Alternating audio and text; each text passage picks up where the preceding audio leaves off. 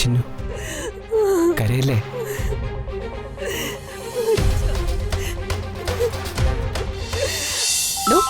പിന്നെയും വിളിക്കുന്ന തന്നെ ഡിസ്റ്റർബൻസ്. എടുക്ക്.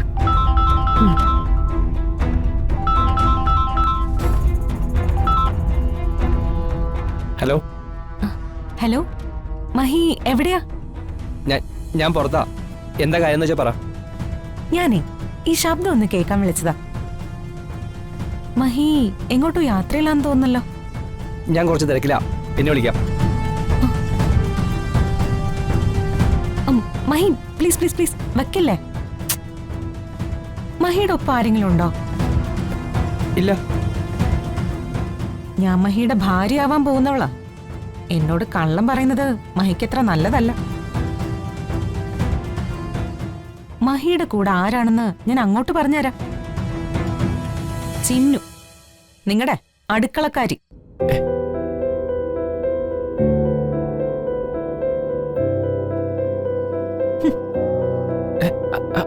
ഹലോ ഹലോ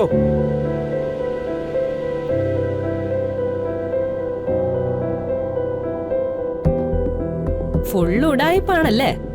എനിക്കൊന്നും മനസ്സിലാവുന്നില്ല എന്ന് വിചാരിക്കരുത്. ഇയാൾക്ക് എന്ത് മനസ്സിലായിന്നാ? മനുഷ്യനെ ഭ്രാന്ത് എടുപ്പിക്കരുത്. വെറുതെ പറഞ്ഞിട്ടുണ്ട് ഞാൻ.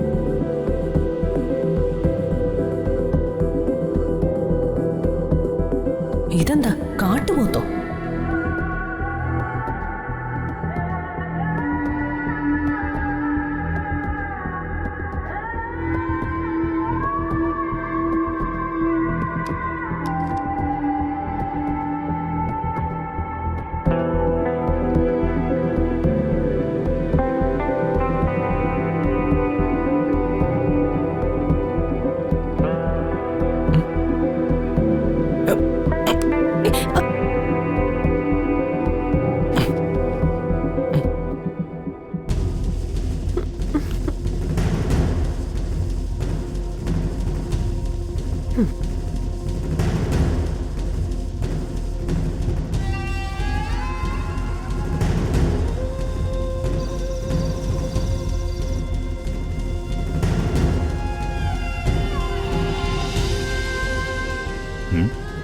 ഹലോ.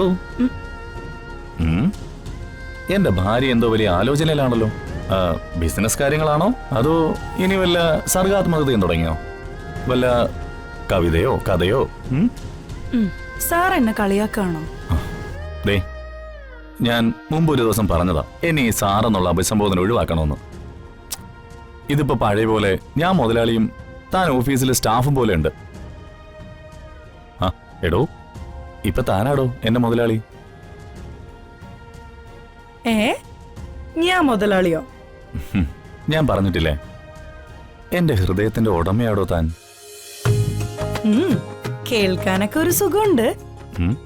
പിന്നെ എന്താ കുഴപ്പം? അർജുൻ സർ, ഞങ്ങള് പെണ്ണുങ്ങളെ നിങ്ങളെ പോലെ അത്രയ്ക്ക് വിശാലമായിട്ട് ചിന്തിക്കുന്നവരല്ല. ഒരു ഭാര്യ എന്ന നിലയ്ക്ക് എനിക്ക് എന്റേതായ ചിലയിടങ്ങൾ വേണം. സ്വന്തമായൊരു റൂം, സ്വന്തമായൊരു വീട്, സ്വന്തമായൊരു കാറ്, സ്വന്തമായൊരു ഭർത്താവ്, സ്വന്തമായൊരു കുഞ്ഞ്.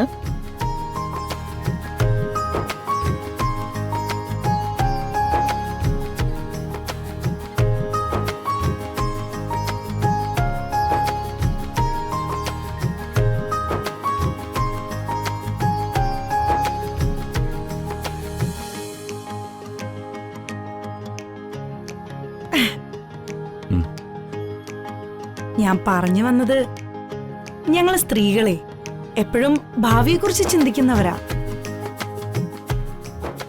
ഇന്നലെ വരെ ഇവിടെ യാതൊരു കുഴപ്പമില്ലാതെ കടന്നുപോയി. അധികം വൈകാതെ മഹിയുടെ ഭാര്യയും ഈ വീട്ടിലേക്ക് വരും. അവൾ ഈ വീട്ടില് പലതിലും അധികാരം സ്ഥാപിക്കും. എത്ര നല്ല സ്വഭാവമെന്ന് പറഞ്ഞാലും ചിലപ്പോ ഞങ്ങൾക്ക് രണ്ടാൾക്കും ഒരേ മനസ്സോടെ മുന്നോട്ട് പോവാൻ കഴിഞ്ഞെന്ന് വരില്ല. അവിടെ പ്രശ്നങ്ങളുണ്ടാവും. ഞങ്ങള് തമ്മിലുള്ള തർക്കം നിങ്ങൾ സഹോദരങ്ങളിലും എത്തും. വീട്ടിന്റെ ആകെ താളം തെറ്റും. ഞാൻ പറയുന്നത് മനസ്സിലാവുന്നുണ്ടോ അർജുൻ സാറിന്? ഒരു കൗൺസിലിംഗ് കേൾക്കുന്ന പോലുണ്ട്. ഇത് കൗൺസിലിംഗിനുള്ള സമയമാണോ? നമ്മൾ ബിസിനസ്സിൽ പഠിക്കാറില്ലേ, ടൈമാണ് ഏറ്റവും വില പിടിച്ചതെന്ന്. നഷ്ടപ്പെട്ടു പോയ സമയം അത് എത്ര വില കൊടുത്താലേ തിരികെ കിട്ടൂല. ഈ അമൂല്യ നിമിഷങ്ങൾ നമ്മൾ പാഴാക്കണോ? സർ, ഞാൻ പറഞ്ഞു വന്നത് സ്വത്ത് ഭാഗം വെക്കുന്നതിനെ കുറിച്ചാ. ഇപ്പൊ ഭാഗം വെച്ചില്ലെങ്കിലും സ്വത്തിന്റെ കാര്യത്തില് ഒരു ധാരണയിലെത്തണം. ഈ കമ്പനിയൊക്കെ അർജുൻ സാറ് നോക്കുന്നതാ. അതൊക്കെ സാറിന്റെ പേരിൽ തന്നെ എഴുതി കിട്ടണം. എല്ലാ കമ്പനിയുടെയും ചെയർമാൻ സ്ഥാനത്ത് എന്റെ അർജുൻ സാർ ഇരിക്കുന്നത് ഞാൻ ഇന്നലെയും കൂടെ സ്വപ്നം കണ്ടതാ. കഴിഞ്ഞോ?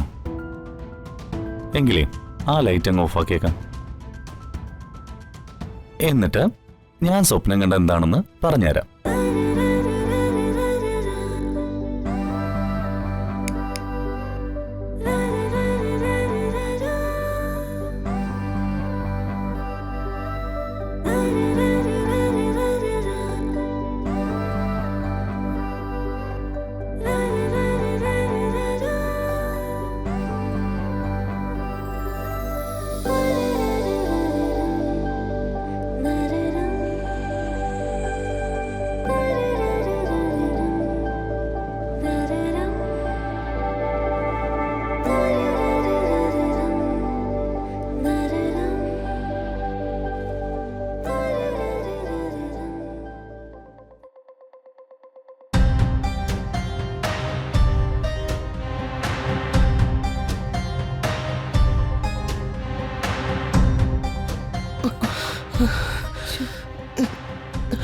സീതേ, സീതേ, സീത എഴുന്നേക്ക്.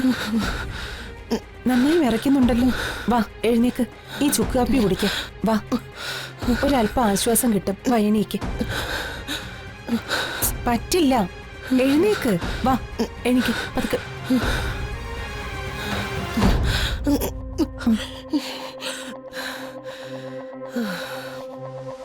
ഇതാ കുടിക്ക്.